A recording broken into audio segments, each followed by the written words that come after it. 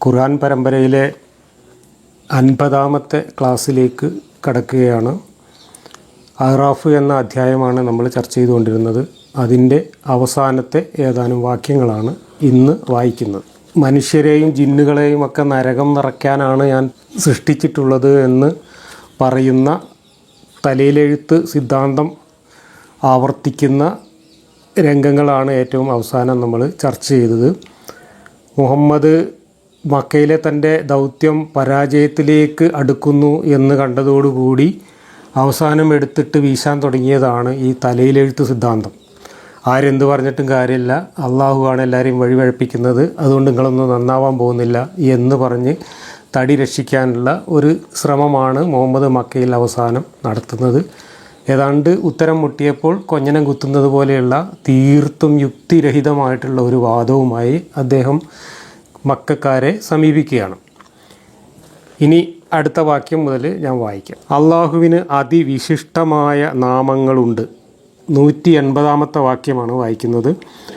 അള്ളാഹുവിന് അതിവിശിഷ്ടമായ നാമങ്ങളുണ്ട്, അതിനാൽ അവ കൊണ്ട് നിങ്ങൾ അവനെ വിളിക്കുക. അവൻ്റെ നാമങ്ങളിൽ വ്യതിചലിക്കുന്നവരെ നിങ്ങളങ്ങ് വിട്ടുകളയുകയും ചെയ്യുക. അവർ പ്രവർത്തിച്ചു കൊണ്ടിരിക്കുന്നതിൻ്റെ പ്രതിഫലം അവർക്ക് നൽകപ്പെടും. അള്ളാഹുവിൻ്റെ നാമങ്ങളെ വിട്ടുകളയുന്നവരെ നിങ്ങളങ്ങ് അവഗണിച്ച് തള്ളിക്കോളൂ, അവർക്കുള്ള പ്രതിഫലമൊക്കെ ഞാൻ കൊടുത്തോളാം എന്നാണ് ഇവിടെ പറയുന്നത്. ഇതിന് ജലാലൈനി തഫ്സീറിലും ഇബ്നു അബ്ബാസിൻ്റെ തഫ്സീറിലും ഒക്കെ അവസാനം പറയുന്ന ഒരു വാചകം, ഇത് യുദ്ധത്തിനുള്ള അനുവാദം വരുന്നതിന് മുമ്പ് ഇറങ്ങിയ ആയത്താണ് എന്നാണ്. എന്ന് വെച്ചാൽ ഈ നിലപാട് പിന്നീട് ക്യാൻസലായി പോയിരിക്കുന്നു.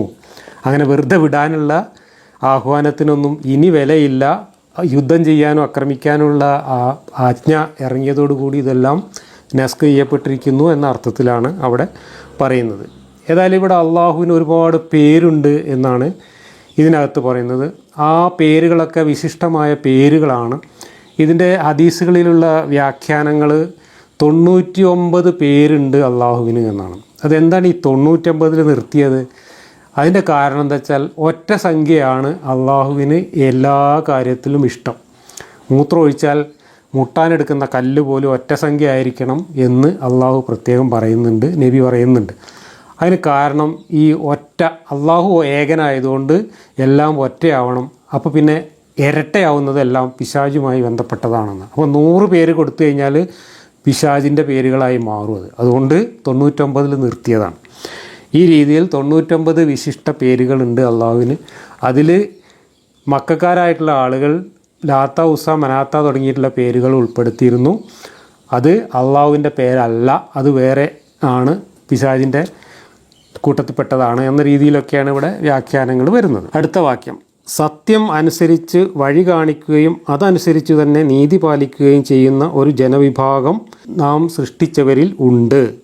നമ്മുടെ ലക്ഷ്യങ്ങളെ നിഷേധിച്ചവരെ നാം അല്പാൽപമായി അവരറിയാത്ത വിധത്തിൽ പിടിക്കുന്നതും അവർക്ക് അവസരം നീട്ടിയിട്ട് കൊടുക്കുന്നതുമാകുന്നു നിശ്ചയം. എൻ്റെ തന്ത്രം സുശക്തമാണ്. ഇവിടെ അള്ളാഹു വലിയ തന്ത്രശാലിയാണെന്നും അള്ളാഹു ഇവരുടെയൊക്കെ ആയുസ് തൽക്കാലം അങ്ങനെ നീട്ടിക്കൊടുത്തതാണെന്നും ഇവരെ കൊണ്ടൊക്കെ അള്ളാഹു കാര്യമായിട്ടുള്ള പണി ഇവർക്ക് കൊടുക്കാൻ പോകുന്നുണ്ട് എന്നൊക്കെയുള്ള ഒരു ഭീഷണിയുടെ സ്വരം ആണ് ഇവിടെ ഉയർത്തുന്നത്. ഏതാണ്ട് മുഹമ്മദ് മക്കയിൽ അവസാനമായപ്പോഴേക്കും മുഹമ്മദിൻ്റെ മനസ്സിൽ പിന്നീട് നടത്താൻ പോകുന്ന പദ്ധതികളൊക്കെ രൂപപ്പെട്ടു വന്നിരുന്നു എന്നും അതിൽ ഇവരെ ആക്രമിക്കാനുള്ള ഒരു പദ്ധതി അദ്ദേഹത്തിൻ്റെ മനസ്സിൽ അന്നേ ഉണ്ട് എന്നും സൂചിപ്പിക്കുന്നതാണ് ഖുർആനിലെ ഇത്തരത്തിലുള്ള പല ഭീഷണികളും. അള്ളാഹു എന്തായാലും ഇവരെ ആരെയും ശിക്ഷിച്ചതായി നമ്മൾ കാണുന്നില്ല. ഞാൻ കഴിഞ്ഞ അധ്യായത്തിലൊക്കെ അത് പറഞ്ഞു. അള്ളാഹു മക്കക്കാർക്ക് ഒരു ശിക്ഷയും കൊടുത്തിട്ടില്ല. പക്ഷേ ശിക്ഷ കൊടുക്കുന്നതെല്ലാം പിന്നീട് മുഹമ്മദിൻ്റെ കൂടെ കൂടിയ അന്യഗോത്രക്കാരും കൂടെ ചേർന്നിട്ടാണ്. അതെല്ലാം അള്ളാഹുവിൻ്റെ ശിക്ഷയാണ് എന്ന് മുഹമ്മദ് പിന്നീട് വ്യാഖ്യാനിക്കുന്നു. മുഹമ്മദിന് ശേഷം ഇസ്ലാമിൻ്റെ ആളുകളും അങ്ങനെ വ്യാഖ്യാനിക്കുന്നു. പക്ഷേ ആ വ്യാഖ്യാനം അനുസരിച്ചാണെങ്കിൽ ഇനി നമ്മൾ വായിക്കാൻ പോകുന്ന ചില വാക്യങ്ങളിൽ അതിലൊരു വലിയ കോമഡി വരാനുണ്ട്. കാരണം അള്ളാഹുവിൻ്റെ ശിക്ഷ മാത്രമല്ല, ലാത്തയുടെയും മുസയുടെയും ഒക്കെ ശിക്ഷ അവർക്ക് കിട്ടിയതിൻ്റെ തെളിവുകൾ ഈ ഖുർആൻ വാക്യങ്ങളിൽ തന്നെ, ഇനി വരാൻ പോകുന്ന വാക്യങ്ങളിൽ തന്നെ ഞാൻ കാണിച്ചു തരാം. 184. തങ്ങളുടെ കൂട്ടുകാരന് യാതൊരു ഭ്രാന്തുമില്ലെന്ന് അവർ ചിന്തിച്ചിട്ടില്ലേ? അദ്ദേഹം പരസ്യമായ മുന്നറിയിപ്പുകാരൻ മാത്രമാകുന്നു. ഇത് ഖുർആനിൽ ഇടയ്ക്കിടക്ക് ഇങ്ങനെ സർട്ടിഫിക്കറ്റ്, മെഡിക്കൽ സർട്ടിഫിക്കറ്റ് കൊടുക്കുന്നുണ്ട്, മുഹമ്മദിന് ഭ്രാന്തില്ല എന്ന്. ഇത് സർട്ടിഫിക്കറ്റ് കൊടുക്കുന്നത് മുഹമ്മദ് തന്നെയാണ്. എന്നിട്ട് അള്ളാഹു കൊടുക്കുന്നതായിട്ട് മുഹമ്മദ് സെൽഫ് അറ്റസ്റ്റഡ് ആയിട്ടുള്ള മെഡിക്കൽ സർട്ടിഫിക്കറ്റ് കൊടുക്കുകയാണ്. എന്തായാലും ഒരു ദൈവത്തിൻ്റെ പുസ്തകത്തിൽ ദൈവം പറഞ്ഞയച്ച ദൂതന് അദ്ദേഹത്തിന് ഭ്രാന്തില്ല എന്ന് ഇടയ്ക്കിടയ്ക്ക് മെഡിക്കൽ സർട്ടിഫിക്കറ്റ് ഹാജരാക്കേണ്ട ഒരു ഗതികേട് ദൈവത്തിനുണ്ടാവാൻ ഒരു സാധ്യതയുമില്ല. ഇവിടെ എല്ലാ ഭ്രാന്തന്മാരും പറയാറുള്ളത് പോലെ എനിക്ക് ഭ്രാന്തില്ല എന്ന് മുഹമ്മദ് ഇടയ്ക്കിടയ്ക്ക് പറയുമ്പോൾ മുഹമ്മദിന് തന്നെ ഭ്രാന്തുണ്ടായിരുന്നു എന്ന് മുഹമ്മദ് തന്നെ സംശയിച്ചിരുന്നതായിട്ട് വേണം കരുതാൻ. 185. ആകാശഭൂമികളിലെ ആധിപത്യത്തിലും അള്ളാഹു എന്തെല്ലാം വസ്തുക്കളെ സൃഷ്ടിച്ചിട്ടുണ്ടോ അവയിലും തങ്ങളുടെ നിശ്ചിത അവധി അടുത്തിരിക്കുവാൻ അവകാശമുണ്ട് എന്നതിലും അവർ ചിന്തിച്ചു നോക്കുന്നില്ലേ? ഇതിന് ശേഷം ഏതൊരു വാർത്തയിലാണ് അവർ വിശ്വസിക്കാൻ പോകുന്നത്? മുഹമ്മദ് രാത്രി സമയത്തൊക്കെ ഏതെങ്കിലും പാറപ്പുറത്തൊക്കെ കയറിയിട്ട് വിളിച്ചു കൂവി ആളെ കൂട്ടുന്ന പരിപാടി ഉണ്ടായിരുന്നു എന്നും, അങ്ങനെ ആ സമയത്തൊക്കെ ആളുകളെ വിളിച്ചു കൂട്ടി ഇതൊക്കെ വിളിച്ചു പറയുമ്പോൾ ആളുകളെല്ലാം ഇവന് ഭ്രാന്താണ് എന്ന് പറഞ്ഞു നടന്നിരുന്നു എന്നും, അങ്ങനെ ഭ്രാന്താണെന്ന് ആളുകൾ വിളിച്ചു പറയുമ്പോൾ അതിനുള്ള മറുപടിയായിട്ട് ഇടയ്ക്കിടയ്ക്ക് ഭ്രാന്തില്ല എന്ന് അള്ളാഹുവിൻ്റെ സർട്ടിഫിക്കറ്റ് ഇങ്ങനെ ഹാജരാക്കിയിരുന്നു എന്നുമൊക്കെയാണ് ഇതിൻ്റെയൊക്കെ വ്യാഖ്യാനങ്ങളിൽ നിന്ന് മനസ്സിലാവുന്നത്. അള്ളാഹു വല്ലവനെയും വഴി തെറ്റിച്ചാൽ അവനെ നേർവഴിയിലാക്കുന്നവരാരുമില്ല. തലയിലെഴുത്ത് വ്യക്തമായിട്ട് ആവർത്തിക്കുകയാണ്. അവരെ അവൻ തങ്ങളുടെ അതിക്രമത്തിൽ അന്ധതയോടെ വിഹരിക്കുവാൻ അങ്ങ് വിടുക തന്നെ ചെയ്യും. അപ്പോൾ ആളുകൾ വഴിപഴിച്ചു പോകുന്നതും വഴിപിഴവിൽ തന്നെ തുടരുന്നതും ഒക്കെ അള്ളാഹു തീരുമാനിച്ചതാണ്, അള്ളാഹു അവരെ അങ്ങനെ ആക്കിയതാണ് എന്ന തലയിലെഴുത്താണ് ഇവിടെ അവതരിപ്പിക്കുന്നത്. 187. ലോകാവസാന സമയം എപ്പോഴാണ് എന്ന് അവർ താങ്കളോട് ചോദിക്കുന്നു. പറയുക, അതിനെക്കുറിച്ചുള്ള അറിവ് എൻ്റെ രക്ഷിതാവിൻ്റെ അടുക്കൽ മാത്രമാണ്. അതിൻ്റെ സമയത്ത് അവൻ മാത്രമാണ് അത് വെളിപ്പെടുത്തുക. ആകാശഭൂമികളുടെ മേൽ അത് ഭാരിച്ചതാണ്. പൊടുന്നനവയല്ലാതെ അത് നിങ്ങൾക്ക് അനുഭവപ്പെടുന്നതല്ല. അതിനെക്കുറിച്ച് അങ്ങേയറ്റം ചോദിച്ചറിഞ്ഞവനാണ് താങ്കൾ എന്ന ഭാവത്തിലാണ് അവർ അതിനെപ്പറ്റി ചോദിക്കുന്നത്. അതിനെക്കുറിച്ചുള്ള അറിവ് അള്ളാഹുവിങ്കൽ മാത്രമാണെന്ന് താങ്കൾ പ്രഖ്യാപിക്കുക. പക്ഷേ മിക്ക ആളുകളും അതറിയുന്നില്ല. ഇവിടെ മുഹമ്മദ് തന്നെയാണ് ഈ മക്കക്കാരോട് ലോകാവസാനം വരാൻ പോവുകയാണ്, അടുത്ത വെള്ളിയാഴ്ച വരാൻ പോവുകയാണ് എന്നൊക്കെ പറഞ്ഞുകൊണ്ട് ഈ തള്ളിയിരുന്നത്. ചെറുപ്പക്കാരായ ആളുകളുടെ മുഖത്ത് നോക്കിയിട്ട് നിങ്ങളൊക്കെ ജീവിച്ചിരിക്കുമ്പോൾ തന്നെ ലോകാവസാനം കാണും എന്ന് മുഹമ്മദ് പറഞ്ഞതായിട്ട് ബുഖാരി ഹദീസിലൊക്കെ ഉണ്ട്. പക്ഷെ പിന്നീട് വ്യാഖ്യാനങ്ങൾ എഴുതിയ ആളുകൾ നൂറ്റാണ്ടുകൾക്ക് ശേഷം വ്യാഖ്യാനം എഴുതിയപ്പോൾ ആ പറഞ്ഞതൊന്നും നടക്കാതെ പോയ പ്രവചനമാണെന്ന് ബോധ്യമായപ്പോൾ അതിനൊക്കെ വേറെ ഓരോരോ മുടന്തൻ ന്യായങ്ങൾ പറഞ്ഞ് വ്യാഖ്യാനിച്ച് ഉരുട്ടിയെടുക്കാൻ ശ്രമിക്കുകയാണ് ചെയ്തിട്ടുള്ളത്. മുഹമ്മദ് ശരിക്കും ധരിച്ചിരുന്നത് മുഹമ്മദ് ജീവിച്ചിരിക്കുമ്പോഴോ അതല്ലെങ്കിൽ ഉടനെ തന്നെയോ ഈ ലോകം അവസാനിക്കുമെന്നായിരുന്നു. ഒരു മഴക്കാറ് മൂടിയാൽ പോലും മുഹമ്മദ് ലോകം അവസാനിക്കാൻ പോകുന്നു എന്ന് പറഞ്ഞ് ബേജാറായി അങ്ങോട്ടും ഇങ്ങോട്ടും പരക്കം പാഞ്ഞിരുന്നു എന്ന് പറയുന്ന ഹദീസുകൾ ആയിഷയെ ഉദ്ധരിച്ചുകൊണ്ട് ബുഖാരിയിലും മറ്റും വായിക്കാം. ലോകം ഇപ്പോൾ അവസാനിക്കാൻ പോകുമെന്ന് അവരോട് മുഹമ്മദ് തന്നെയാണ് തള്ളിമറിച്ചിരുന്നത്. അങ്ങനെയുള്ള മുഹമ്മദിനോട് ചില ആളുകൾ വന്നിട്ട് എപ്പോഴാണ് ലോകം അവസാനിക്കുക എന്ന് കൃത്യമായിട്ടൊന്ന് പറയൂ എന്നാവശ്യപ്പെട്ടു. ജൂതന്മാർ വന്നു എന്നാണ് പറയുന്നത്. ആ ജൂതന്മാർക്ക് അറിയാമായിരുന്നു എപ്പോഴാണ് ലോകാവസാനം ഉണ്ടാവുക എന്ന്. കാരണം അവരുടെ കിതാബുകളൊക്കെ പഠിച്ചപ്പോൾ അവർക്ക് അതിനെപ്പറ്റി കൃത്യമായ ധാരണ ഉണ്ടായിരുന്നു എന്നും, ആ ധാരണ മനസ്സിൽ വെച്ചുകൊണ്ട് മുഹമ്മദിൻ്റെ പ്രവാചകത്വത്തെ പരീക്ഷിക്കുന്നതിന് വേണ്ടിയാണ് ജൂതന്മാർ ഇങ്ങനെ വന്ന് ചോദ്യം ചോദിച്ചത് എന്നൊക്കെയാണ് വ്യാഖ്യാനങ്ങളിൽ നിന്ന് മനസ്സിലാവുന്നത്. അവരോട് മുഹമ്മദ് ഈ സമയത്ത് പറയുന്നത് അതൊന്നും എനിക്കറിയില്ല, അതൊക്കെ അള്ളാഹ്ക്ക് മാത്രമേ അറിയുള്ളൂ, അതിനെപ്പറ്റി നിങ്ങളിങ്ങനെ ചോദിച്ചിട്ടൊന്നും ഒരു കാര്യമില്ല, നിങ്ങളിതെല്ലാം എനിക്ക് അറിയാമെന്നുള്ള രീതിയിലാണല്ലോ ചോദിക്കുന്നത് എന്നൊക്കെ അങ്ങോട്ട് പറഞ്ഞ ആളാ എന്നൊക്കെ പറഞ്ഞിട്ട് അള്ളാഹു വായത്തിറക്കി ഉരുളുകയാണ് ഇവിടെ ചെയ്യുന്നത്.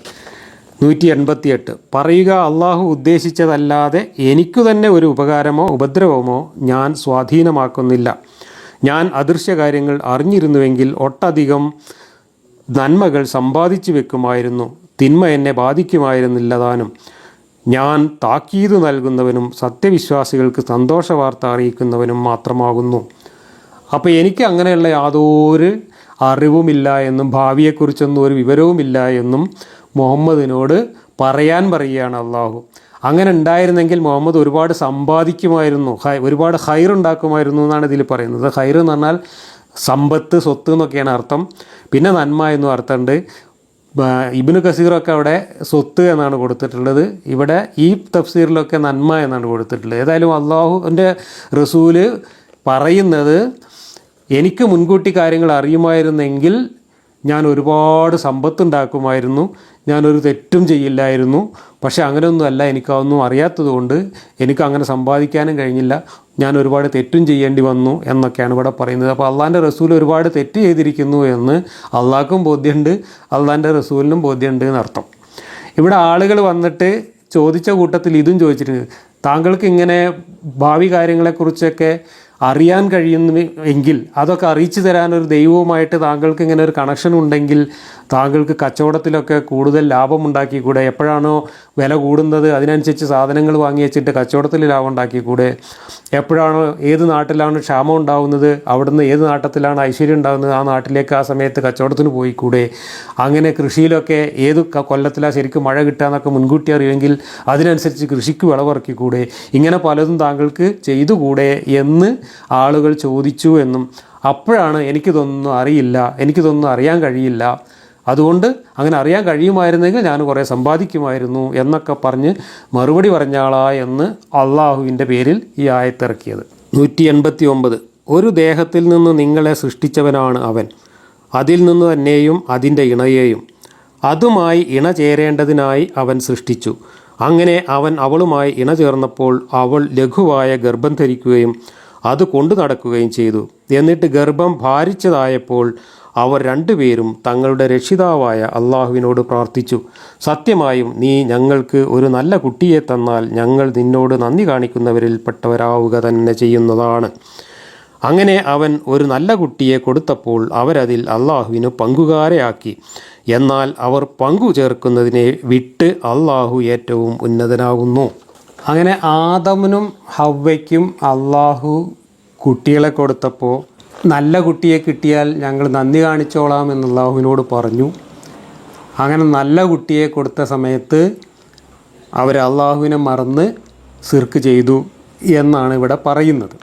ആദമും ഹവ്വയും കൂടെ സിർക്ക് ചെയ്തു എന്നാണ് ഈ ആയത്ത് വായിച്ചാൽ സാമാന്യമായി മനസ്സിലാവുക. എന്നാൽ ഒരു വിഭാഗം മുഫസ്സിറുകൾ അത് ആദമും ഹവ്വയുമല്ല, അത് പൊതുവിൽ ആദം ഹവ്വ സന്തതികളായ മനുഷ്യർ ചെയ്ത തെറ്റിനെക്കുറിച്ചാണ് എന്ന് വ്യാഖ്യാനിച്ചിട്ടുണ്ട്. പക്ഷേ ആദം ഹവ്വ ദമ്പതികൾ തന്നെയാണ് തെറ്റ് ചെയ്തത് എന്ന് വ്യാഖ്യാനവും ഉണ്ട്. അതിൽ വാഹിദി തഫ്സീറിൽ ഉദ്ധരിച്ചിട്ടുള്ള ഒരു സബബുൻ നുസൂൽ പറയുന്ന ഒരു വ്യാഖ്യാനം ഞാൻ കാണിക്കാം. അതിൽ മുജാഹിദ് പറഞ്ഞു, Initially, all the children of Adam and Eve died in their infancy. And so Satan whispered to them, if a boy is born to you, call him Abdul Haris, the slave of Al-Haris. The name of Satan was prior than Al-Haris. Adam and Eve did as he asked them to do. Hence the words of Allah came. അതായത് ആദമിനും ഹവ്വയ്ക്കും ആദ്യം കുറേ ഗർഭമുണ്ടായി, ഹവ്വയ്ക്കും ആദ്യം കുറേ ഗർഭമുണ്ടായി, അതൊക്കെ ചാപിള്ളകളായിട്ട് പോയി, അല്ലെങ്കിൽ ഗർഭം അലസി പോവുകയോ ചാപിള്ളകളായി ജനിച്ച് മരിച്ചു പോവുകയൊക്കെ ചെയ്തു. ആദ്യം ഗർഭം ഉണ്ടായപ്പോൾ ഗർഭം മൃഗമാണോ അല്ലെങ്കിൽ വേറെന്തെങ്കിലും ആണോ എന്നൊക്കെ അവർ സംശയിച്ചിരുന്നു. അങ്ങനെ ഇരിക്കെയാണ് അവർ അള്ളാഹുവിനോട് ഇങ്ങനെ പ്രാർത്ഥിച്ചത് എന്നും, അങ്ങനെ കുറേ കുട്ടികൾ മരിച്ചതിന് ശേഷം ഒരിക്കൽ ഗർഭം ഉണ്ടായപ്പോൾ കുട്ടി ജനിച്ചാൽ അവന് അബ്ദുൽ ഹാരിസ് എന്ന് പേരിടുകയാണെങ്കിൽ നല്ല കുട്ടിയായിട്ട് മാറും എന്ന് ഇബ്ലീസ് വന്ന് മന്ത്രിച്ചു എന്നാണ്. അപ്പോൾ എന്താണ് ഈ അബ്ദുൽ ഹാരിസിൻ്റെ പ്രത്യേകത? ഹാരിസ് എന്നുള്ളത് ഇബ്ലീസിൻ്റെ പേരായിരുന്നു അത്രേ. അപ്പോൾ ഇബ്ലീസിൻ്റെ പേര് കുട്ടിക്ക് ഇടാൻ വേണ്ടി ഉപദേശിച്ചു എന്നും, അങ്ങനെ ആദമും ഹവ്വയും കൂടെ അവർക്കൊരു നല്ല കുട്ടി ജനിച്ചപ്പോൾ അതിന് അബ്ദുൽ ഹാരിസ് എന്ന് പേരിട്ടു എന്നുമാണ് ഇവിടെ കേസ് പറയുന്നത്. അബ്ദുൽ ഹാരിസ് എന്ന് പേരിട്ടതിനെയാണ് ഇവിടെ സിർക്ക് എന്ന് വ്യാഖ്യാനിക്കുന്നത്. കാരണം ഹാരിസ് ഇബ്ലീസിൻ്റെ പേരാണ്. അബ്ദുൽ ഹാരിസ് എന്ന് പേരിട്ടാൽ അത് സിർക്കാകും. അള്ളാഹിൻ്റെ പേര് ചേർത്തുകൊണ്ട് മാത്രമേ അബ്ദുൽ എന്ന് പറഞ്ഞ് കുട്ടികൾക്ക് പേരിടാൻ പാടുള്ളൂ. അള്ളാഹുവിൻ്റെ 99 പേരുകളും വെച്ച് അബ്ദുൽ ചേർത്ത് പേരിടാം. അബ്ദുൽ ചേർക്കാതെ പേര് വിളിച്ചാൽ അള്ളാഹിൻ്റെ പേരാവും. അങ്ങനെ ചെയ്യാൻ പാടില്ല എന്നെയൊക്കെ അബ്ദുൽ ജബ്ബാർ എന്നാണ് മൂല്യന്മാരൊക്കെ വിളിക്കുക. കാരണം എൻ്റെ പേര് ജബ്ബാർ എന്ന് മാത്രം വിളിക്കാൻ പാടില്ല, ഹറാമാണ്. കാരണം ജബ്ബാർ എന്നുള്ള അള്ളാഹിൻ്റെ പേരാണ്. എന്നാൽ ഇബ്ലീസിൻ്റെ പേരോ അല്ലെങ്കിൽ മറ്റു ദൈവങ്ങളുടെ പേരോ വെച്ചുകൊണ്ട് വിളിക്കാനും പാടില്ല. അബ്ദുൽ മനാത്തെന്നോ അബ്ദുൽ ഉസ്സാന്നോ അബ്ദുൽ ലാത്ത് എന്നൊന്നും വിളിക്കാൻ പാടില്ല, അത് സിർക്കായി പോകും. അബ്ദുൽ ഇബ്ലീസ് എന്ന് വിളിച്ചാലും സിർക്കായി പോകും. ഇവിടെ അബ്ദുൽ ഇബ്ലീസ് എന്ന്, ഹാരിസ് എന്നാൽ ഇബ്ലീസിൻ്റെ പേരാണത്രേ. ഹാരിസ് എന്ന് പേരുള്ള ആളുകളൊക്കെ ശ്രദ്ധിക്കണം, ഇബ്ലീസിൻ്റെ പേരും കൊണ്ടാണ് നിങ്ങൾ നടക്കുന്നത്. ഈ കഥയനുസരിച്ച് ഹാരിസ് എന്ന് പേരിട്ടത് കൊണ്ടാണ് അള്ളാഹു ഇങ്ങനെ ആദമിനെയും ഹവയെയും ഇങ്ങനെ ചീത്ത പറയുന്നത് എന്നാണ് ഇവിടെ ഒരു ഹദീസ് ഉദ്ധരിച്ചുകൊണ്ട് വാഹിദി തഫ്സീറിൽ സബബുൻ നുസൂലായിട്ട് കൊടുത്തിട്ടുള്ളത്. ഇതേ വ്യാഖ്യാനം നമ്മളെ കൂറ്റനാട് മുസ്ലിയാരും പറഞ്ഞിട്ടുണ്ട്. പക്ഷേ ആ വ്യാഖ്യാനത്തെ നിഷേധിച്ചുകൊണ്ട് ഇത് പൊതുവായി പറഞ്ഞതാണ് എന്ന വാദമാണ് ഇവിടെ സമർത്ഥിക്കാൻ ശ്രമിക്കുന്നത്. ഈ രണ്ട് വാക്യങ്ങളുടെ വ്യാഖ്യാനത്തിൽ ഇമാമുകൾക്ക് പല അഭിപ്രായങ്ങളുണ്ട്. 190 വാക്യത്തിൽ ആദം നബിയെയും ഹവ്വാ ബീവിയെയും സംബന്ധിച്ചാണ് എന്നാണ് ഒരഭിപ്രായം. അവർ പറഞ്ഞതിൻ്റെ രത്ന ചുരുക്കം ഇങ്ങനെയാണ്: ആദം നബിയിൽ നിന്നും ഹവ്വാ ബീവിയെ അള്ളാഹു സൃഷ്ടിച്ചു, അവർ ഇണ ചേർന്നു, ഹവ്വ ഗർഭം ധരിച്ചു. ആദ്യം അവർക്കതൊരു ഭാരമായിരുന്നില്ല. ആദ്യം ഗർഭം പ്രയാസകരമായി ആവില്ലല്ലോ. എന്നാൽ പിന്നീട് ഭാരം തോന്നി. അവർ രണ്ടുപേരും അംഗഭംഗമില്ലാത്ത ഒരു നല്ല കുട്ടിയെ കൊടുക്കാൻ പ്രാർത്ഥിച്ചു. അങ്ങനെയുള്ള കുട്ടിയെ ലഭിച്ചാൽ അള്ളാഹുവിന് നന്ദിയുള്ളവരായിരിക്കുമെന്ന് അവർ ശപഥം ചെയ്തു. പ്രസവാനന്തരം കുഞ്ഞിന് അബ്ദുൽ ഹാരിസ് എന്ന് പേരിടാൻ ഹവ്വാ ബീവിയോട് ഇബ്ലീസ് ഉപദേശിച്ചു. ഹാരിസ് എന്നത് ഇബ്ലീസിന് ആകാശത്തുള്ള പേരാണ്. അപ്പോൾ അബ്ദുൽ ഹാരിസിൻ്റെ അടിമ എന്ന അർത്ഥമാകും. അവർ ഇബ്ലീസിൻ്റെ ഉപദേശം കേട്ട് കുട്ടിക്ക് ആ പേരിട്ടു. ഇതിനാണ് ശിർക്ക് എന്ന് ഇവിടെ പേര് പറഞ്ഞത്. പക്ഷേ ഇത് ഇബാദത്തിൽ പങ്കുചേർത്തതല്ല. അതാണല്ലോ അള്ളാഹു പൊറുക്കാത്ത ശിക്ഷ. എന്നാൽ 190 സൂക്തത്തിൻ്റെ അന്ത്യവാചകം ആദം സംഭവവുമായി ബന്ധമൊന്നുമില്ല. അത് മക്കാ മുശ്രിക്കുകളെ സംബന്ധിച്ച് പറഞ്ഞതാണ്. അവിടെ ഉദ്ദേശ്യം ഇബാദത്തിലുള്ള ശിർക്കാണ്. അത് ആദം നബിയെയും ഹവ്വാ ബീവിയെയും സൂചിപ്പിച്ചതല്ല. അതുകൊണ്ടാണ് മുകളിലെ പ്രയോഗങ്ങൾക്ക് വിപരീതമായി യുശ്രിക്കാനി എന്ന് ദ്വിവചനമായി പറയാതെ ബഹുവചനമാക്കി പറഞ്ഞത്. ഈ അഭിപ്രായത്തെയാണ് ഇമാം ഇബ്നു ജറീർ ബലപ്പെടുത്തിയത്. തഫ്സീർ ജലാലൈനി ഈ അഭിപ്രായമാണ് പറഞ്ഞിട്ടുള്ളത്. ഇനി വേറെയും ചില അഭിപ്രായങ്ങളൊക്കെ അതുമായി ബന്ധപ്പെട്ട് തഫ്സീറുകളിൽ വന്നിട്ടുണ്ട്, അതും പറയുന്നുണ്ട്. അടുത്ത വാക്യം: ഒരു വസ്തുവിനെയും സൃഷ്ടിക്കാത്തവരെയാണോ അള്ളാഹുവിനോട് അവർ പങ്കുചേർക്കുന്നത്? അവർ തന്നെ സൃഷ്ടിക്കപ്പെടുന്നവരാണ്. അവർക്ക് സഹായം ചെയ്യുവാൻ പങ്കാളികൾക്ക് കഴിയില്ല. തങ്ങളെ തന്നെയും അവർ സഹായിക്കുകയില്ല. ഇത് പിന്നീട് അവിടുത്തെ മക്ക മുശ്രിക്കുകളോട് പറഞ്ഞതാണ്. നിങ്ങൾ സന്മാർഗത്തിലേക്ക് വിളിച്ചാൽ അവർ നിങ്ങളെ അനുകരിക്കയില്ല. അവരെ വിളിക്കലും മൗനം അവലംബിക്കലും നിങ്ങൾക്ക് സമമാണ്. അള്ളാഹുവിനെ വിട്ട് നിങ്ങൾ ആരാധിക്കുന്ന വസ്തുക്കൾ നിങ്ങളെപ്പോലെയുള്ള അടിമകൾ തന്നെയാണ്. അവർ ഇലാഹുകളാണെന്ന വാദത്തിൽ നിങ്ങൾ സത്യവാന്മാരാണെങ്കിൽ അവരോട് പ്രാർത്ഥിക്കുക, അവർ നിങ്ങൾക്ക് ഉത്തരം ചെയ്യട്ടെ. ഇവിടെ ഒരു വെല്ലുവിളിയാണ് അള്ളാഹു നടത്തുന്നത്. പക്ഷേ ഈ വെല്ലുവിളി അന്നത്തെ മുശ്രിക്കുകൾ അള്ളാഹുവിൻ്റെ ആൾക്കാരോട് അല്ലെങ്കിൽ മുഹമ്മദിനോടും കൂട്ടരോടും ഇങ്ങോട്ട് വെച്ച വെല്ലുവിളിയാണ്. ആ വെല്ലുവിളിയാണ് സാത്താനിക് വേഴ്സസൊക്കെ ഇറങ്ങാൻ കാരണമായത്. എന്താണ്?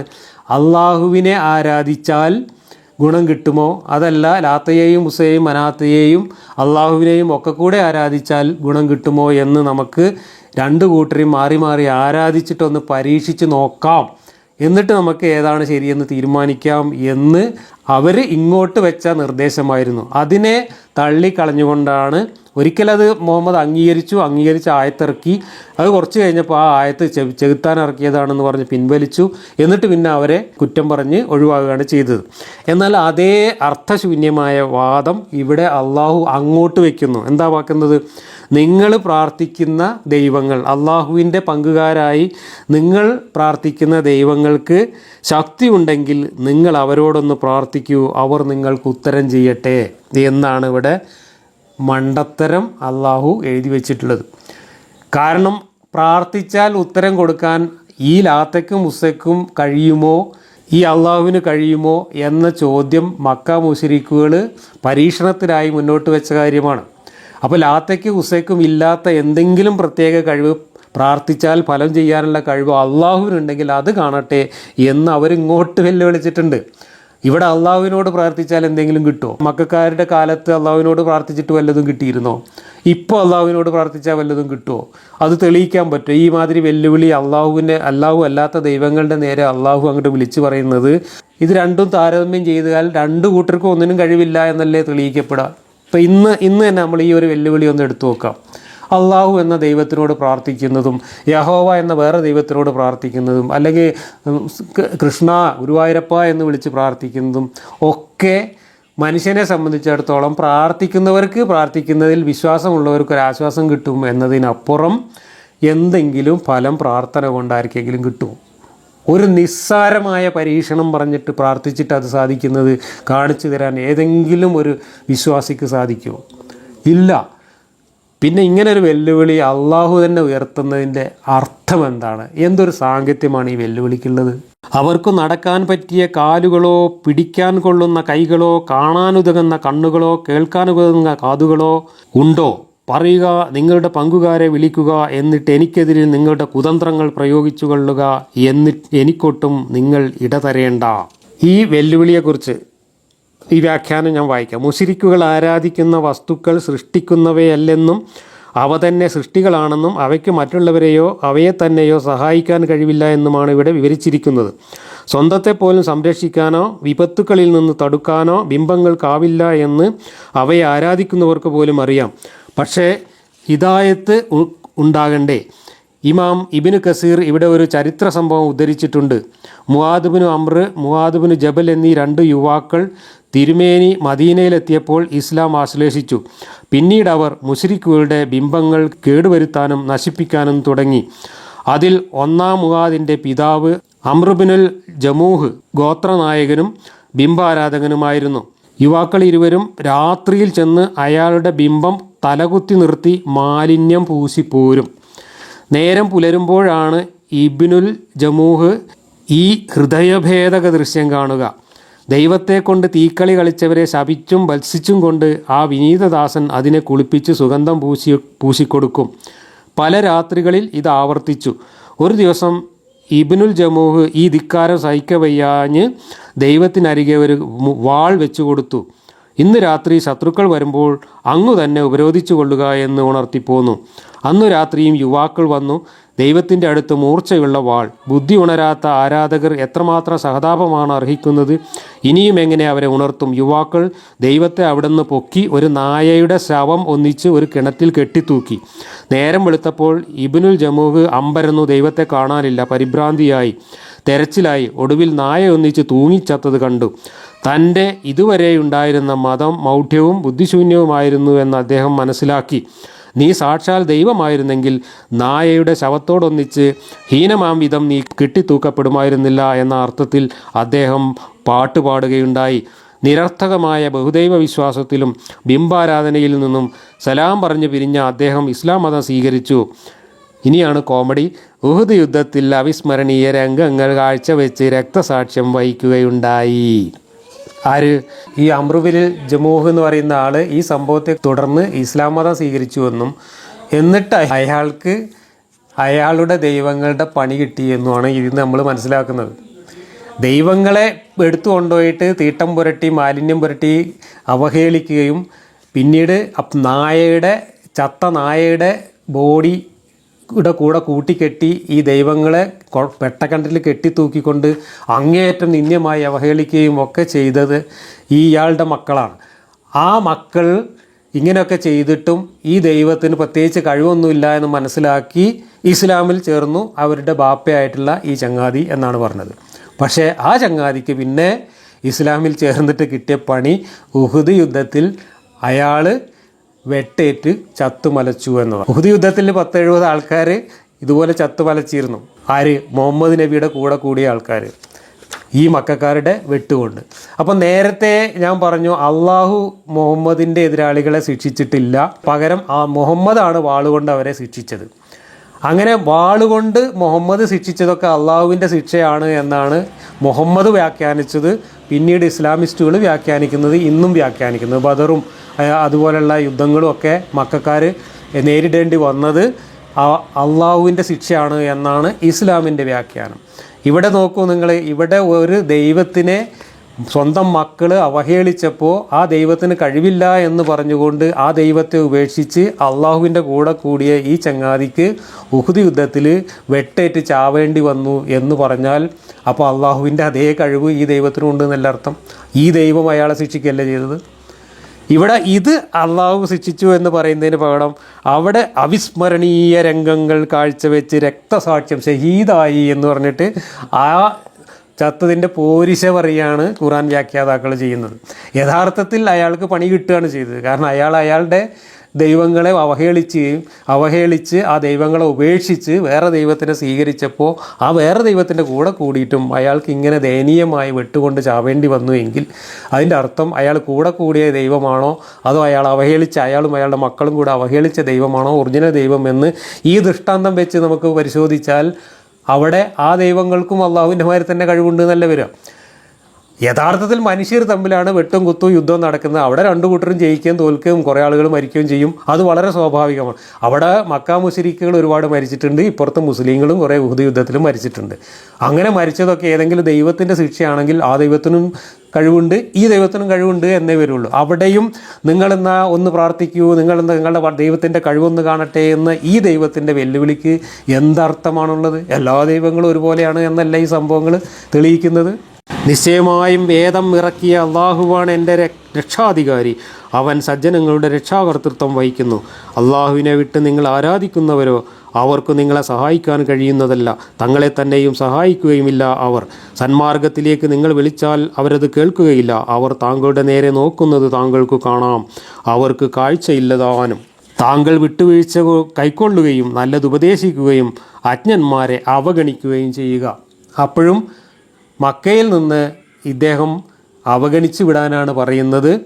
അക്രമത്തിനും യുദ്ധത്തിനുമുള്ള ആയത്തുകൾ ഇറങ്ങുന്നതിന് മുമ്പുള്ള നിലപാടായിരുന്നു ഇത്, അവഗണിച്ച് അവരിൽ നിന്ന് മാറിപ്പോവുക എന്നുള്ളത്. പക്ഷേ ആ നിലപാട് മാറ്റി അവരെ വാളെടുത്ത് ആക്രമിക്കാൻ തുടങ്ങുന്നതോടു കൂടിയാണ് അള്ളാഹുവിൻ്റെ കഴിവും ശക്തിയും വെളിപ്പെടാൻ തുടങ്ങിയത്. പിശാചിൽ നിന്ന് വല്ല ദൃഷ്ടാന്ത പ്രേരണയും താങ്കളെ പിടികൂടിയാൽ അള്ളാഹുവിൽ അഭയം പ്രാപിക്കുക. നിശ്ചയമായും അവൻ എല്ലാം കേൾക്കുന്നവനും സർവജ്ഞനുമാകുന്നു. സൂക്ഷ്മതയുള്ളവരെ പിശാചിൽ നിന്ന് വല്ല ദുർബോധനവും സ്പർശിച്ചാൽ അവർ അപ്പോൾ അള്ളാഹുവിനെ ഓർക്കുക തന്നെ ചെയ്യും. അപ്പോൾ അവർ കാണുന്നവരാകും. തങ്ങളുടെ സഹോദരന്മാരെ അവർ ദുർമാർഗത്തിൽ സഹായിക്കും, പിന്നെ അവർ ഒട്ടും പിന്മാറുന്നതല്ല. താങ്കൾ അവർക്ക് ഒരു ദൃഷ്ടാന്തവും കൊണ്ടുചെന്നില്ലെങ്കിൽ എന്തുകൊണ്ട് നീ അത് നിർമ്മിച്ചില്ല എന്നവർ ചോദിക്കും. പറയുക, എൻ്റെ രക്ഷിതാവിൽ നിന്ന് എനിക്ക് കിട്ടുന്ന സന്ദേശം മാത്രമാണ് ഞാൻ പിന്തുടരുന്നത്. ഇത് നിങ്ങളുടെ രക്ഷിതാവിങ്കിൽ നിന്നുള്ള ദൃഷ്ടാന്തങ്ങളും സത്യവിശ്വാസികളായ ജനതയ്ക്ക് മാർഗദർശനവും അനുഗ്രഹവുമാകുന്നു. ഖുർആൻ ഓതപ്പെട്ടാൽ അത് ശ്രദ്ധിച്ചു കേൾക്കുകയും നിശബ്ദരായിരിക്കുകയും ചെയ്യുക. നിങ്ങൾ കരുണ ചെയ്യപ്പെട്ടേക്കാം. ഇവിടെ ഇതുവരെ പറഞ്ഞതൊക്കെ മക്കയിലുള്ള മുശ്രിക്കുകളോട് പറഞ്ഞിരുന്ന ഒഴിവുകഴിവുകളും അവരുടെ മുമ്പിൽ നാണം കെട്ടപ്പോൾ ഉത്തരം മുട്ടിയപ്പോൾ കൊഞ്ഞനം കുത്തിയതും തലയിലെഴുത്ത് പറഞ്ഞതും നിങ്ങളവരെ വെറുതെ വിട്ടേക്കൂ, അവരെ ഞാൻ ഏറ്റെടുത്തോളാം എന്ന രീതിയിൽ വീമ്പ് പറയുന്നതും ഒക്കെയാണ് നമ്മൾ കണ്ടുകൊണ്ടിരുന്നത്. എന്നാൽ ഈ 204-ാമത്തെ വാക്യത്തിൻ്റെ സബബുൻ നുസൂല് നോക്കുമ്പോൾ ഈ വാക്യം മദീനയിൽ അവതരിച്ചതാണ് എന്നാണ് മനസ്സിലാക്കാൻ കഴിയുന്നത്. എന്താണ് ആ വാക്യം? ഖുർആൻ ഓതപ്പെട്ടാൽ അത് ശ്രദ്ധിച്ചു കേൾക്കുകയും നിശബ്ദരായിരിക്കുകയും ചെയ്യുക. നിങ്ങൾ കരുണ ചെയ്യപ്പെട്ടേക്കാം. ഇതിൻ്റെ സബബുൻ നുസൂല് പറയുന്നത്, this was revealed about raising voices while in prayer behind the messenger of Allah. Said Qatada, when the prayer was first obligated, people used to speak during their prayers. A man would come and shout to his friend, how many units of prayers have you performed? And his friend would respond, and such. And so this verse was revealed. Muhammad ഇങ്ങനെ നിന്ന് ഖുർആൻ ഓതുകയും നിസ്കരിക്കുകയും ഒക്കെ ചെയ്യുന്ന സമയത്ത് മുഹമ്മദിൻ്റെ കൂടെ നിസ്കരിക്കാൻ വേണ്ടി വരുന്ന ആളുകൾ, ഇതൊക്കെ മദീനയിലാവാനാണ് സാധ്യത. കാരണം ചില വ്യാഖ്യാനങ്ങളിൽ അൻസാറുകളാണ് ഇങ്ങനെ വന്നത് എന്ന് പറയുന്നുണ്ട്. അങ്ങനെ നിസ്കരിക്കുമ്പോൾ അല്ലെങ്കിൽ മുഹമ്മദ് ഓതുമ്പോൾ കൂടെ കൂടി നിസ്കരിക്കാൻ വേണ്ടി വന്ന ആൾക്കാർ ഭയങ്കര ഒച്ചിട്ട് കൊണ്ടുവരികയും നിസ്കരിക്കാൻ നിൽക്കുന്നവരോട് വർത്തമാനം പറയുകയും നിസ്കരിക്കാൻ നിന്നതിന് ശേഷം അവിടുന്ന് ഷൗട്ട് ചെയ്യും, ഒച്ചുണ്ടാക്കുകയും ഒക്കെ ചെയ്തു. അപ്പോൾ മുഹമ്മദ് അവരെ നിശബ്ദരാക്കാൻ വേണ്ടിയിട്ട് ആ നേരം ഇറക്കിയ ആയത്താണിത് എന്നാണ് ഇതിൻ്റെ സന്ദർഭം പറയുന്നത്. വിനയത്തോടെയും ഭയത്തോടെയും കൂടി ഉച്ചത്തിലുള്ള വാക്കുകൾ കൂടാതെയും പ്രഭാതത്തിലും സായാഹ്ന സമയങ്ങളിലും താങ്കളുടെ രക്ഷിതാവിനെ മനസ്സിലോർക്കുക, അശ്രദ്ധരിൽ ഉൾപ്പെട്ടു പോകരുത്. നിശ്ചയമായും താങ്കളുടെ രക്ഷിതാവിങ്കലുള്ളവർ അവനെ ആരാധിക്കുന്നത് വിട്ട് അഹങ്കരിക്കുകയില്ല. അവർ അവൻ്റെ പരിശുദ്ധിയെ പ്രകീർത്തിക്കുകയും അവന് മാത്രം സുജൂദ് ചെയ്യുകയും ചെയ്യുന്നു. അപ്പോൾ അങ്ങനെ ഒച്ച ഉണ്ടാക്കി വന്ന ആൾക്കാരോട് ദേഷ്യപ്പെട്ടിട്ട് അവരെ ചീത്ത പറയുന്നതാണ് ഈ 3 വാക്യങ്ങളും. നിങ്ങളിങ്ങനെ ഒച്ചിട്ട് കണ്ടൊന്നും വരരുത്. ഖുർആൻ ഓതുമ്പോൾ ഒച്ച ഉണ്ടാക്കാതെ ബഹുമാനത്തോടു കൂടി വിനയത്തോടു കൂടി വന്ന് പ്രാർത്ഥിക്കണം എന്ന് ഉണർത്തുകയാണ്. ഇങ്ങനെ വന്നത് അൻസാറുകളാണ് എന്ന ചില പരാമർശങ്ങൾ ചില തഫ്സീറുകളിൽ കാണുന്നുണ്ട്. അൻസാറുകളാണ് വന്നതെങ്കിൽ ഈ സംഭവം നടക്കുന്നത് മദീനയിൽ വെച്ചായിരിക്കണം. ഇവിടെ മദീനയിൽ ഇറങ്ങിയ ആയത്തുകളും മക്കയിൽ ഇറങ്ങിയ സൂറത്തിൽ ഉൾപ്പെട്ടിട്ടുണ്ട് എന്ന് പലയിടത്തും നമുക്ക് കാണാൻ കഴിയും. കാരണം ഒരു സൂറത്ത് യാതൊരു ക്രമവും ഇല്ലാതെ ഒരു മാനദണ്ഡവും ഇല്ലാതെ കൂട്ടിത്തുന്നി ഉണ്ടാക്കിയപ്പോൾ അതിൽ മക്കയിൽ ആദ്യം ഇറങ്ങിയത്, മക്കയിൽ അവസാനം ഇറങ്ങിയത്, മദീനയിൽ ആദ്യം ഇറങ്ങിയത്, മദീനയിൽ അവസാനം ഇറങ്ങിയത്, ഇതെല്ലാം കൂടിക്കലർന്നാണ് ഓരോ അധ്യായങ്ങളിലും വന്നിട്ടുള്ളത്. നമ്മളിപ്പോൾ ക്രോണോളജി അനുസരിച്ച് മക്കയിൽ ഇറങ്ങിയ ക്രമം അനുസരിച്ച് അധ്യായങ്ങൾ ക്രമീകരിച്ചിട്ടാണ് വായിക്കുന്നത് എന്ന് പറയുന്നുണ്ടെങ്കിലും അങ്ങനെ വായിക്കുന്ന വലിയ അധ്യായങ്ങളിലൊക്കെ ഇടയ്ക്കിടയ്ക്ക് ചില ആയത്തുകൾ മദീനയിൽ ഇറങ്ങിയതും ഉൾപ്പെട്ടിട്ടുണ്ട് എന്നാണ് മനസ്സിലാവുന്നത്. അങ്ങനെയുള്ള ചില വാക്യങ്ങളാണ് ഇതൊക്കെ. അപ്പോൾ ഇതോടുകൂടി ഈ അധ്യായം അവസാനിക്കുകയാണ്. നമ്മൾ ഇതുവരെ വായിച്ച് കേൾപ്പിച്ച മക്കാ സൂക്തങ്ങളിൽ വന്നിട്ടുള്ള ചർവിത ചർവണങ്ങളുടെ ആവർത്തനങ്ങളല്ലാതെ മറ്റൊന്നുമില്ല. കൂട്ടത്തിൽ കുറേ പൂർവീകരുടെ കെട്ടുകഥകൾ ഇതിനകത്ത് പറഞ്ഞിട്ടുണ്ട്. അങ്ങനെ ഓരോ പ്രവാചകന്മാരുടെ കഥ, ബൈബിൾ കഥകളും അറേബ്യയിൽ കേട്ടുകേൾവിയിലുള്ള ഒരുപാട് കെട്ടുകഥകളും മുത്തശ്ശി കഥകളും ഒക്കെ ഇതിനകത്ത് വിവരിച്ചു.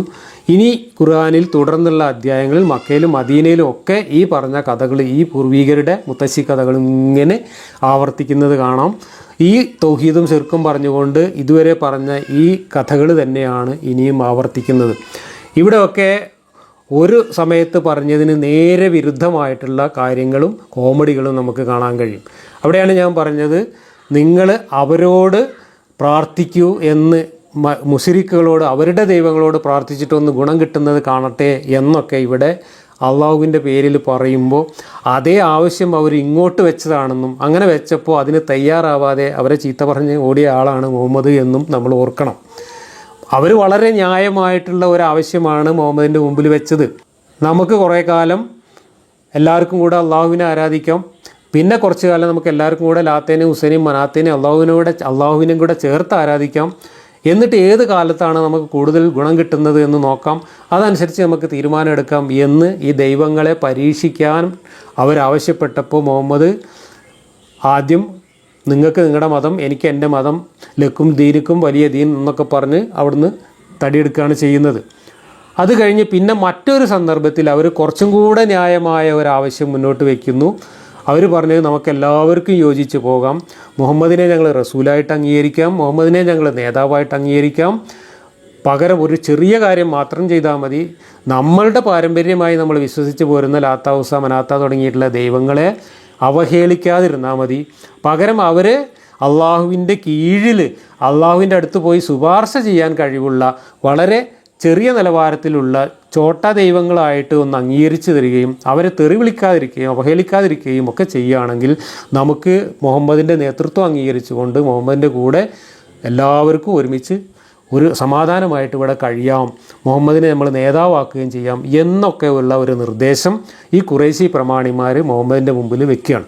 ആ സമയത്താണെങ്കിൽ മുഹമ്മദിന് വലിയ വലിയ പ്രമാണിമാരൊക്കെ മുമ്പിൽ വന്നിരിക്കുമ്പോൾ അവരെയൊക്കെ കിട്ടിയാൽ കൊള്ളാമെന്നും ഈ ഖുറൈശികളെല്ലാവരും കൂടെ തൻ്റെ മതം സ്വീകരിച്ചാൽ കൊള്ളാമെന്നും വളരെയധികം ആഗ്രഹമുള്ള ഒരു സമയത്ത് അവർ ഇത്തരത്തിലുള്ള വളരെ ലളിതമായിട്ടുള്ള വളരെ യുക്തിസഹമായിട്ടുള്ള ഒരു നിർദ്ദേശം മുന്നോട്ട് വെച്ചപ്പോൾ മുഹമ്മദിന് പെട്ടെന്ന് ഒരു മനസ്സിൽ ചാഞ്ചാട്ടം ഉണ്ടാവുകയും അതനുസരിച്ച് മുഹമ്മദ് ലാത്തയെയും ഉസ്സയെയും മനാത്തയെയും നിങ്ങൾ കണ്ടില്ലേ, അവർ ഉന്നത ദേവതകൾ തന്നെയാണ്, അവർ അള്ളാഹുവിങ്കിൽ അവർക്കും ശുപാർശ ചെയ്യാൻ കഴിയും, അവരുടെ ശുപാർശകളും സ്വീകരിക്കപ്പെടും എന്ന് പറഞ്ഞുകൊണ്ട് ഒരായത്ത് അങ്ങോട്ട് ഇറക്കി. ഒരായത്തല്ല, 2-3 ആയത്തുകൾ അങ്ങോട്ട് ഇറക്കി.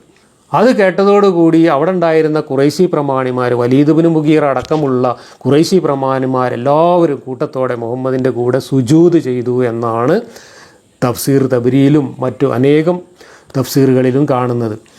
അങ്ങനെ സുജൂദ് ചെയ്യുക മാത്രമല്ല ആ മക്കയിൽ മുശ്രിക്കുകളും മുഹമ്മദും തമ്മിലുള്ള എല്ലാ പ്രശ്നങ്ങളും അവസാനിച്ച് വലിയ ഒത്തുതീർപ്പായിരിക്കുന്നു, സമാധാനമായിരിക്കുന്നു എന്നുള്ള ഒരു വാർത്ത അതോടുകൂടി ആകെ പരക്കുകയും മുഹമ്മദ് നിർദ്ദേശിച്ചതനുസരിച്ച് അബ്സീനിയയിലേക്ക്, എത്യോപ്യയിലേക്ക് പലായനം ചെയ്തു പോയിരുന്ന മുസ്ലിങ്ങൾ ഈ വാർത്ത കേട്ടിട്ട് അവിടുന്ന് തിരിച്ചു വന്നു എന്നും ആണ് ഈ തഫ്സീറുകളിൽ കാണുന്നത്. അബ്സീനിയയിൽ വാർത്ത എത്തി അവരവിടുന്ന് തിരിച്ചു വരിക എന്നൊക്കെ പറയണമെങ്കിൽ മാസങ്ങളുടെ സമയം ചുരുങ്ങിയതെടുക്കും. അത്രയും സമയം എടുത്താൽ മാത്രമേ ഈ വാർത്ത അവിടെ എത്തുള്ളൂ, അവിടുന്ന് അവർക്ക് തിരിച്ചു വരാൻ കഴിയുള്ളൂ. അത്രയും കാലം പിടിക്കുന്ന ഒരു പ്രോസസ്സ് വരെ നടന്നു എന്ന് മുഫസ്സിറുകൾ പറയുന്നു. പക്ഷേ പിന്നീട് മുഹമ്മദിൻ്റെ കൂടെ ഉണ്ടായിരുന്ന ആദ്യം വിശ്വസിച്ച ആളുകൾക്ക് ആശയക്കുഴപ്പമുണ്ടായി. ഇതുവരെ നമ്മൾ ലാത്തിയും ഉസ്സയും മനാത്തിയും ഒക്കെ വെറും കല്ലാണെന്നും അതിനൊന്നും ഒരു പവറില്ല എന്നും അതെല്ലാം അതിനെയൊക്കെ ആരാധിക്കുന്നത് അങ്ങേയറ്റം പാപമാണ്, ശിർക്കാണ് എന്നും അള്ളാഹു ഒറ്റക്കേ ഉള്ളൂ എന്നും പറഞ്ഞു നടന്നിട്ട് ഇപ്പോൾ പിന്നെ നമ്മൾ അള്ളാഹുവിൽ ശുപാർശ ചെയ്യാൻ കഴിവുള്ള ചോട്ടാ ദൈവങ്ങളായിട്ട് അവരെ അംഗീകരിച്ചുകൊണ്ട് ആയത്തിറങ്ങിയതു എന്തിന്, ഇതെന്താണ് കഥ എന്ന മട്ടിൽ ആളുകൾ പുറപുറുക്കാൻ തുടങ്ങിയപ്പോഴാണ് മുഹമ്മദിൻ്റെ മനസ്സിൽ വീണ്ടും ആശയക്കുഴപ്പമുണ്ടായത്. ആ ആശയക്കുഴപ്പം തീർക്കാൻ വേണ്ടിയിട്ടാണ് മുഹമ്മദ് പിന്നെ ഇറങ്ങിയ ആയത്തുകളെ ഒഴിവാക്കിക്കൊണ്ട് ലാത്തയെയും ഉസ്സയെയും മനാത്തയെയും നിങ്ങൾ കണ്ടുപോ എന്നതിന് ശേഷം പിന്നെ ലാത്തേനെയും ഉസ്സനെയും മനാത്തേനെയും തെറി വിളിക്കുന്ന കുറേ ആയത്തുകൾ ഇറങ്ങുകയും പിന്നീട് അതും വലിയ ആശയക്കുഴപ്പമുണ്ടാക്കിയപ്പോൾ അത് ചെകുത്താൻ ഇറക്കിയതാണ് എന്ന് പറഞ്ഞുകൊണ്ട് ഒരു നാടകം കളിക്കുകയും ചെകുത്താൻ അങ്ങനെ അള്ളാഹു സംരക്ഷിച്ച് മലക്കുകളുടെ സംരക്ഷണത്തിലും എല്ലാ വിധത്തിലുള്ള ബ്ലാക്ക് കാറ്റ് സംരക്ഷണവും കിട്ടിക്കൊണ്ട് അള്ളാഹിൻ്റെ ആയത്ത് കൊണ്ടുവരുമ്പോൾ അതിൻ്റെ ഇടയിലൊക്കെ പിശാച് ആയത്തിറക്കുക എന്ന് പറയുന്നതിൻ്റെ വിശ്വാസ്യത അന്ന് ആളുകൾ ചോദ്യം ചെയ്തപ്പോൾ അത് പണ്ടേ പതിവാണെന്നും പിശാച് എല്ലാ പ്രവാചകന്മാരും ആയത്തിറക്കുമ്പോൾ ഇങ്ങനെ ഇടയിൽ തിരികെ ആയത്തിറക്കാറുണ്ടായിരുന്നു എന്നും ഒക്കെ വിശദീകരിച്ചുകൊണ്ട് പിന്നെയും ആയത്തുകൾ വന്നു. അങ്ങനെ മക്കയിൽ മുഹമ്മദ് ശരിക്കും അപഹാസ്യനായി മാറുകയാണ് ചെയ്തത്. ആ അപഹാസ്യതയിൽ നിന്ന് രക്ഷപ്പെടാനാണ് അവസാനം മുഹമ്മദ് അവിടെ നിക്കക്കള്ളിയില്ലാതെ ശത്രുക്കളായിട്ടുള്ള മറ്റു ഗോത്രങ്ങളുമായി ഗൂഢാലോചന നടത്തി മക്കയിൽ നിന്ന് 2-3 കൊല്ലത്തെ ഗൂഢാലോചനയും ഉടമ്പടിയും ഒക്കെ ഉണ്ടാക്കിയതിന് ശേഷം മക്കയിൽ നിന്ന് പതുക്കെ മദീനയിലേക്ക് തടിയെടുക്കുന്നത് എന്നുള്ളതാണ് ഇസ്ലാമിൻ്റെ ചരിത്രം. അപ്പോൾ ഒരു കോമൺ സെൻസ് വെച്ചുകൊണ്ട് നമ്മൾ ഇതുവരെ നമ്മൾ വായിച്ച, ഇതുവരെ നമ്മൾ ചർച്ച ചെയ്ത മക്കയിലെ ഖുർആൻ വാക്യങ്ങളും ഖുർആൻ അധ്യായങ്ങളും ഒക്കെ ഒന്ന് പരിശോധിക്കുകയാണെങ്കിൽ മുഹമ്മദ് എന്ന മനുഷ്യൻ്റെ ഒരു തരത്തിലുള്ള മാനസിക ഭ്രാന്ത് എന്ന് തന്നെ വിളിക്കാവുന്ന മാനസിക വിഭ്രാന്തിയുടെ ഉൽപ്പന്നങ്ങളല്ലാതെ മറ്റൊന്നുമല്ല ഈ ഖുർആൻ വാക്യങ്ങൾ എന്ന് വ്യക്തമാകും. ഒരു ദൈവം പറഞ്ഞു എന്ന് വിശ്വസിക്കാൻ മാത്രം നിലവാരമുള്ള ഒരു വാക്യം പോലും ഈ പുസ്തകത്തിൽ ഇന്നുവരെ നമ്മൾ വായിച്ചിട്ടില്ല. മറിച്ച് തൻ്റെ മനസ്സിലുള്ള ഇച്ഛാഭംഗം, തനിക്ക് മറ്റുള്ളവരോടുള്ള പക, തൻ്റെ ഉള്ളിലുള്ള വിചാരങ്ങൾ, ഇതിനൊക്കെ അനുസരിച്ചുള്ള തെറിവിളികളും ചീത്തവിളികളും ഭീഷണികളും കെട്ടുകഥകൾ പറഞ്ഞുകൊണ്ട് പേടിപ്പിക്കലുമൊന്നും അല്ലാതെ മറ്റൊന്നും ഈ പുസ്തകത്തിൽ നമ്മൾ മക്കയിൽ കാണുന്നില്ല. ഇനി മദീനയിലെത്തുന്നതോടുകൂടി ചിത്രം മറ്റൊന്നായിട്ട് മാറുന്നു. അത് നമ്മൾ മദീന സൂറത്തുകളിലേക്ക് കടക്കുമ്പോൾ നമുക്ക് കൂടുതൽ വിശദമായിട്ട് സംസാരിക്കാം. മറ്റൊരു അധ്യായവുമായി അടുത്ത ക്ലാസ്സിൽ നമുക്ക് വീണ്ടും കാണാം.